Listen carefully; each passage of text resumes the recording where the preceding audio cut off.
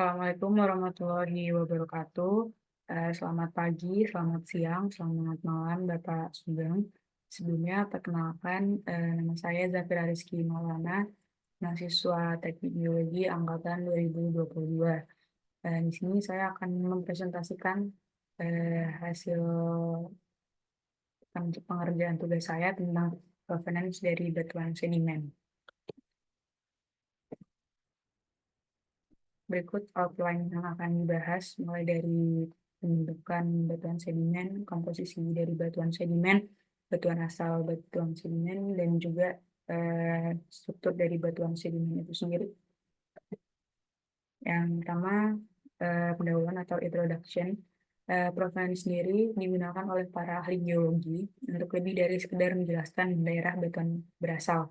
Saat ini maknanya meluas dan mencangkup lokasi dari daerah asal, seberapa jauh dari tempat terendapkan, arah dari transportasi, ukuran dan volume sedimen, geologi dari batuan asal, setting tektonik dari daerah asal, dan juga iklim dan relief dari daerah asal sedimen. Beberapa poin tersebut nantinya akan mempengaruhi provenance dari batuan sedimen itu sendiri. Selanjutnya, penelitian mengenai provenance ini sangat penting untuk memahami paleografi menurut Box pada tahun 2008.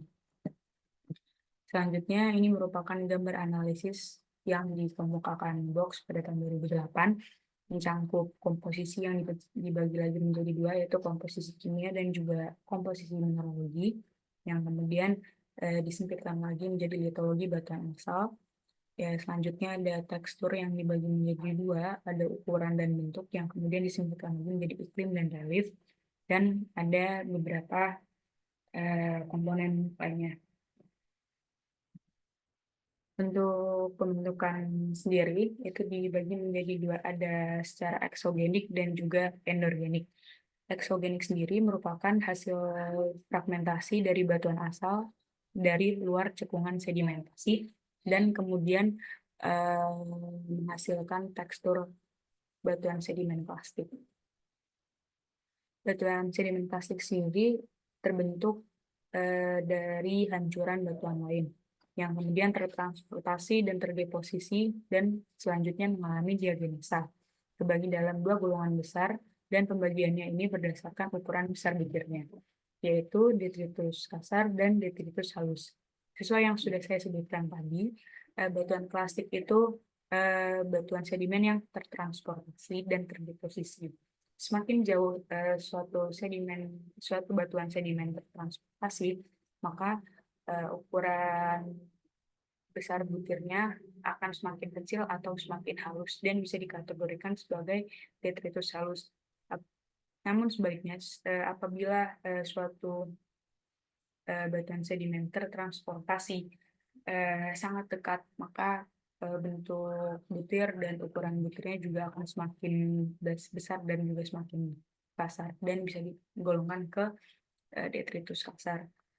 Yang kedua, ada pembentukan secara energonik. Energonik sendiri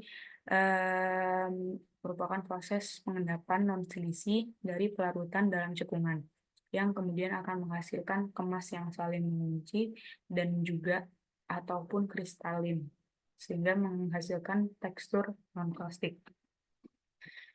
Batuan sedimen plastik sendiri tidak mengalami adanya proses transportasi, namun pembentukannya secara kimiawi maupun organis.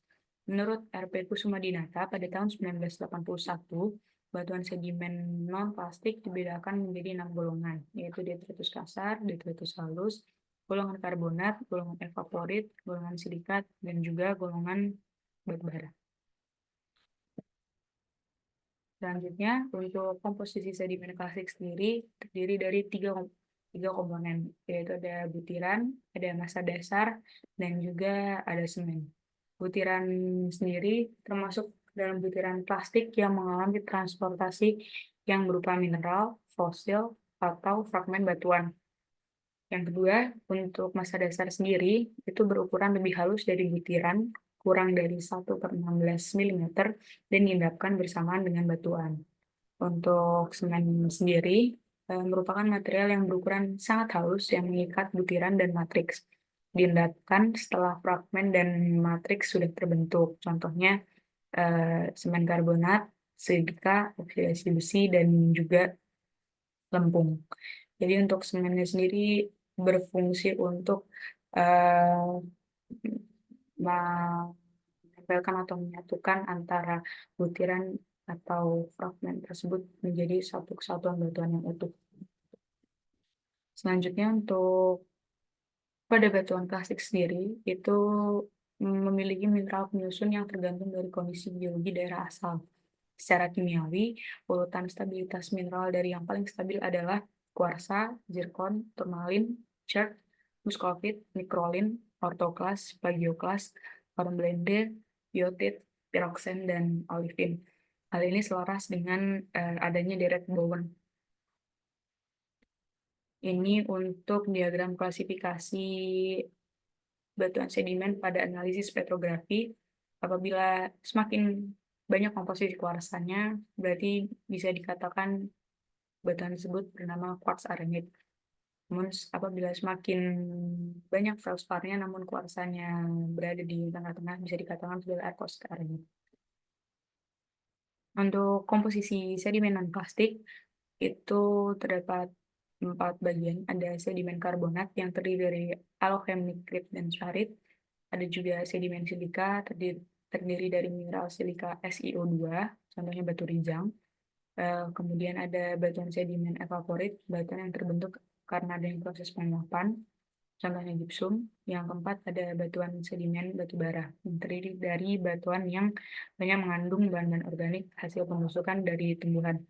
Seperti yang saya katakan sebelumnya, untuk batuan sedimen non-plastik ini tidak mengalami transportasi, namun pembentukannya karena adanya proses kimiawi atau organis. Jadi proses pembentukannya hanya berada di satu tempat tersebut yang kemudian eh, akan terjadi proses kimiawi.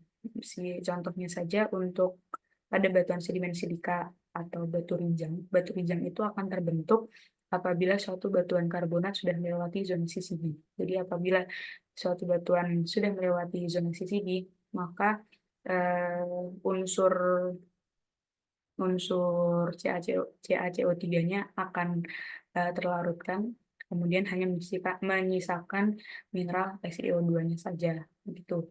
Selanjutnya untuk batuan sedimen batu bara, itu batuan sedimen hasil pembusukan dari tumbuhan. Biasanya pada batu bara pembentukannya berada di sekitar yang dulunya rawa-rawa, yang notabene-nya basal, kemudian akan membantu pembusukan dari tumbuhan yang berada di sekitarnya.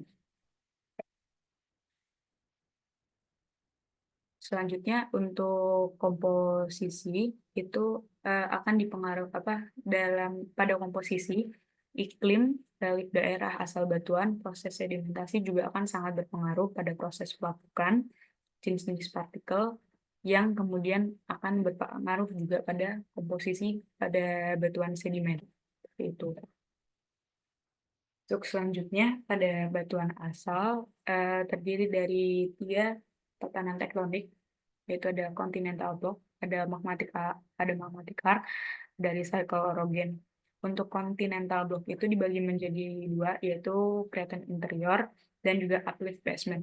Untuk craton interior sendiri itu kaya akan kuarsa, sedikit feldspar, dan juga memiliki potasium yang melimpah. Sedangkan untuk uplift basement itu eh, memiliki litik sedimen yang melimpah dan juga eh, sedikit kuarsa. Dan untuk undissected arc itu kaya akan litik vulkanik dan juga plagioklas. Dan untuk dissected arc-nya itu plagias dan orthoklas yang jumlahnya sama. Untuk foreland uplift itu banyak kuarsa, sedikit feldspar.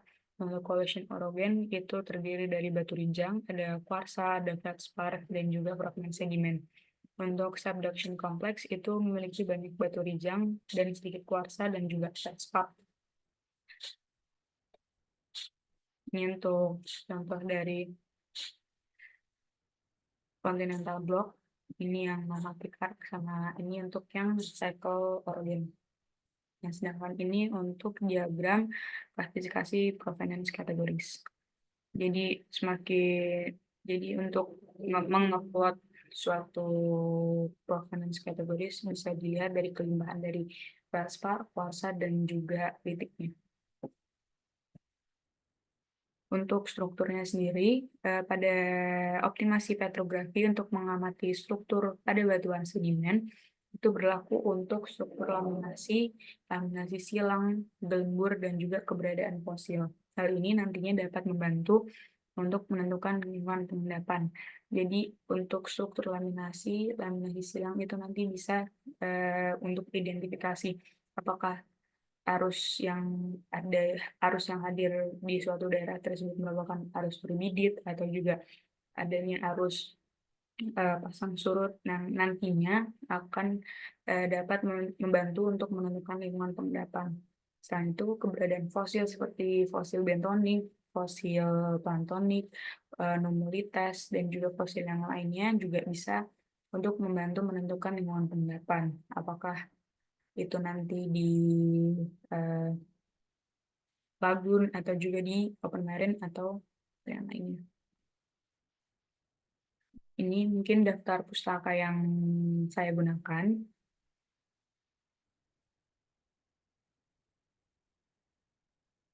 Ya, kurang lebihnya seperti itu, Bapak. Mungkin itu saja dari saya yang bisa saya presentasikan pada hari ini. Kurang lebihnya mohon maaf. Wassalamualaikum warahmatullahi